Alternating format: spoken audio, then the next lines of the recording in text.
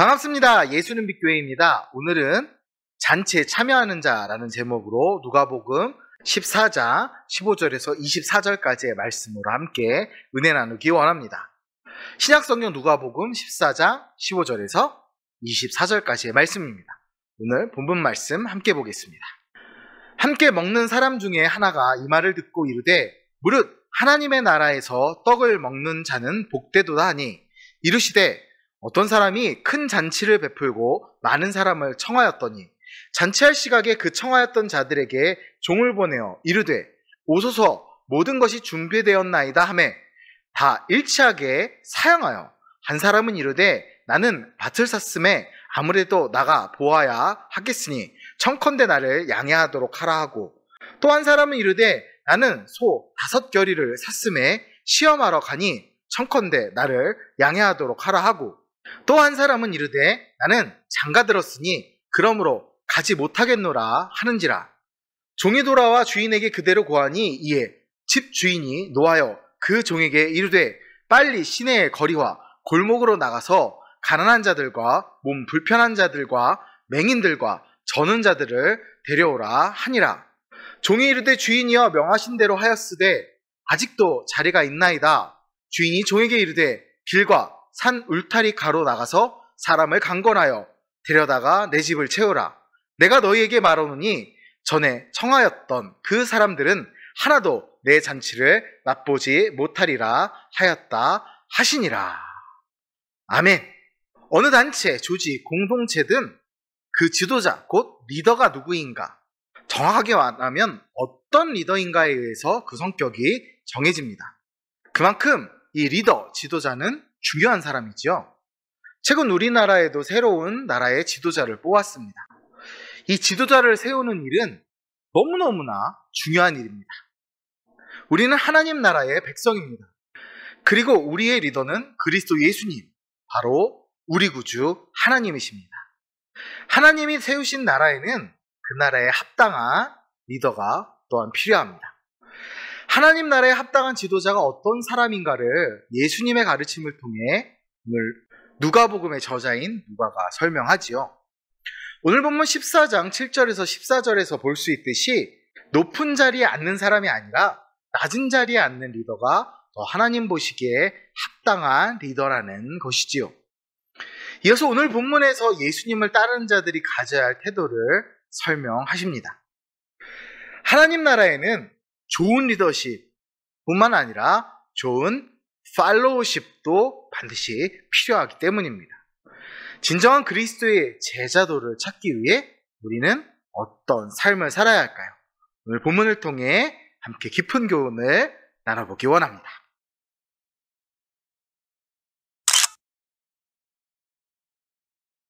오늘 본문의 배경을 보면 바리새인 지도자가 사람들을 초대해 만찬을 나누는 자리에서 예수님이 안식일에 병자를 고쳐도 되느냐 안 되느냐, 또 누가 상석에 앉을 것이냐 자격이 있냐 등의 여러 가지 불편한 말씀을 하십니다.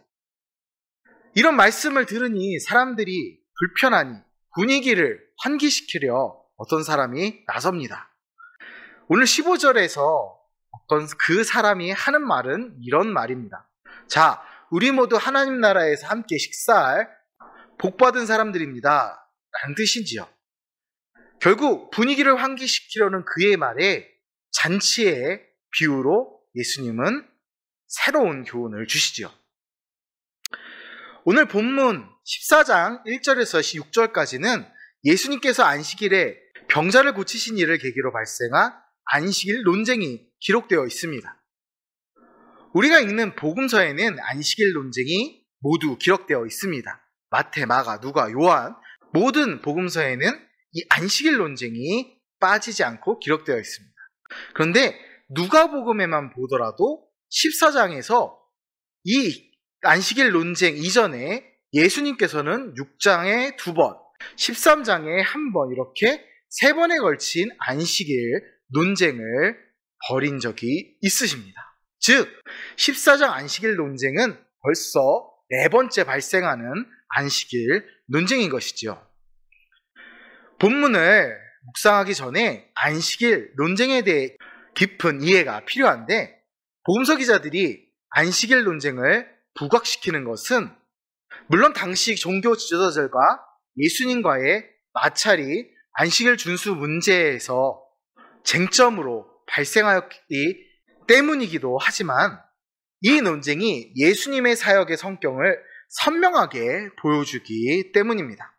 즉, 당시 유대인들은 구약의 일부 내용만을 발췌하여서 이를 인본주의, 사람 중심적으로 해석하고 거기에 인간적 전통까지 가미함으로써 그들의 신앙은 자연적으로 변질되어 율법주의적이고 형식주의적인 오류에 빠지게 되었습니다. 반면 예수님께서는 구약 전체를 하나님을 근본적인 관점으로 받아들이시며, 더 나아가 율법의 내면적인 의미인 새 계명, 곧 사랑을 드러내시고 이를 바로 실천하셨던 것이지요. 결국 복음은 인간에 대한 하나님의 사랑으로 이루어진 역사라는 사실을 분명히 보여주시는 것입니다. 다시 본문으로 돌아와 15절의 한 사람의 말을 예수님은 그 자리에 있는 자들이 모두 하나님 나라의 만찬에 참여하지 않음을 비유로 설명하십니다. 모두가 하나님 나라 잔치에 참여했다는 그 사람의 말을 지적하신 것이지요. 자, 16절을 보면 어떤 이가 잔치를 베풀고 사람들을 초대했는데, 초대받은 자들이 밭을 사서, 또 어떤 이는 소를 사서, 또 어떤 이는 장가를 들어서 등의 이유로 잔치 참여를 거부했지.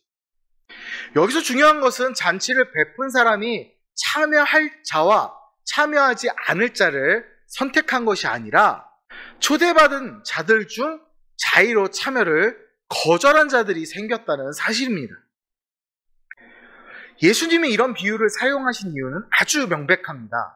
하나님은 유대인들을 초대하셨지만 정작 그들은 하나님 나라의 잔치에 참여하는 것보다 밭을 사고 소를 사고 장가드는 일을 더 중시했음을 보여주시려는 것입니다. 신앙이 아니라 문화가 되어버린 종교, 진리탐구가 아니라 신분 상승을 위한 경영장이 되어버린 신학, 하나님을 예배하기 위해서가 아니라 상호의 이익을 도모하기 위해 모인 공동체 구성원들에게는 당연한 선택이었죠. 자, 이런 자들은 하나님 나라에서 떡을 먹을 수 없습니다. 왜냐? 그들이 초대를 거부했기 때문이지요.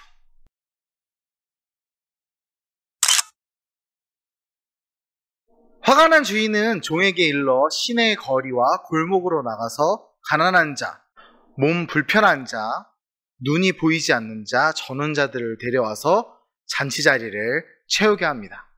여기서 시내의 거리와 골목은 결국에는 특정 장소가 아닌 모든 곳을 돌아다니며 잔치의 자리를 채우라는 주인의 명령입니다. 특히 골목 같은 경우는 소외된 자들이 머무는 곳이었습니다.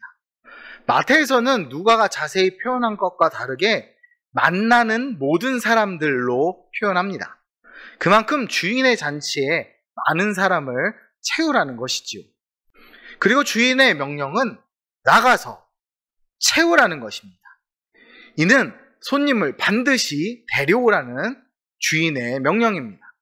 21절에 나타난 사람들로 시선을 다시 옮겨봅니다. 당시 유대인들의 시각으로 본다면 부정한 자 또는 비주류, 아웃사이더라 할 수 있는 사람들입니다. 즉, 제사장이나 서기관들과 같은 지위를 가졌거나 바리새인이나 사두개인과 같은 세력을 갖추지 못한 사람들이지요. 예수님은 이 이야기를 통해서 유대교의 주류에 속한 사람들은 자기의 이익을 도모하다가 하나님 나라에 들어가지 못할 것이고, 오히려 비주류에 있던 사람들이 그 잔치 자리에 참여하게 될 것이라 말씀하십니다. 이제 22절을 보면 종이 그래도 자리가 남는다고 주인에게 보고합니다. 그렇게까지 초청하고 데려왔는데 아직도 자리가 남는다는 것입니다. 이제 23절에서 주인은 길과 산 울타리 가로 나가서 사람을 강권하여 데려오라고 명령합니다. 앞서서는 나가서 채우라는 명령을 하셨죠. 비슷하게 이번에도 나가서 채우라 하시는데 중간에 이 주인이 한 이야기가 있습니다. 나가서 강권하여 데려다가 채우라는 명령을 합니다. 앞서서는 그냥 데려오라고 하셨지만 23절에서는 강제성이 더욱 강한 강권하여라는 말씀을 하신 것입니다.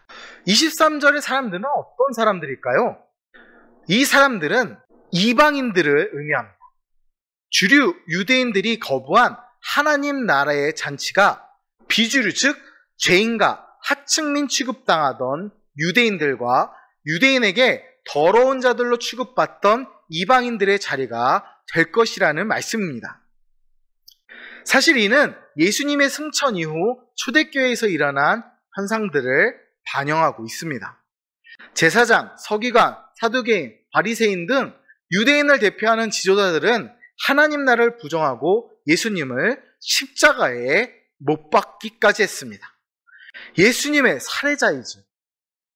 하나님은 그들을 모두 하나님 나라의 잔치에서 배제하시고 하층민과 죄인과 이방인들을 그 잔치에 참여해 구원의 기쁨을 누리게 하셨습니다.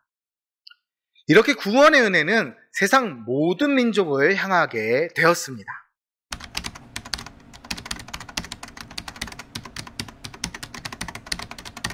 예수님을 따르는 삶을 살다 보면 내 일상의 삶을 더 중요하게 여기지 않습니까? 제자의 삶을 살지 않아도 이미 천국에 들어갈 자격을 취득했다는 어떤 근거 없는 자신감을 갖고 있지는 않을까요? 우리 삶의 우선순위가 어디에 있는지를 돌아보시기 원합니다. 주님께서는 오늘 본문 14장 말씀을 통해 비유를 통해서 하나님의 초청을 받고서도 거절한 자들이 얼마나 비참한 상황에 빠지게 되는가를 생생하게 말씀해 주셨습니다. 따라서 우리 역시 이러한 자들처럼 땅의 것에 세상 것에 매임으로써 하나님 나라의 잔치에서 쫓겨나는 불행을 빠지지 않도록 항상 영적으로 깨어 있어야 합니다. 그리하여 하나님께서 부르시고 말씀하실 때 즉시 순정하는 삶 살아감으로써 영원한 하늘나라에서 잔치의 기쁨과 즐거움을 세세토록 누리는 복된 자들이 되어야 하겠습니다. 무엇보다 하나님 나라의 잔치에 참여하며 하나님을 섬기는 일을 기뻐하는 우리가 되길 소망하고 기도합니다. 감사합니다.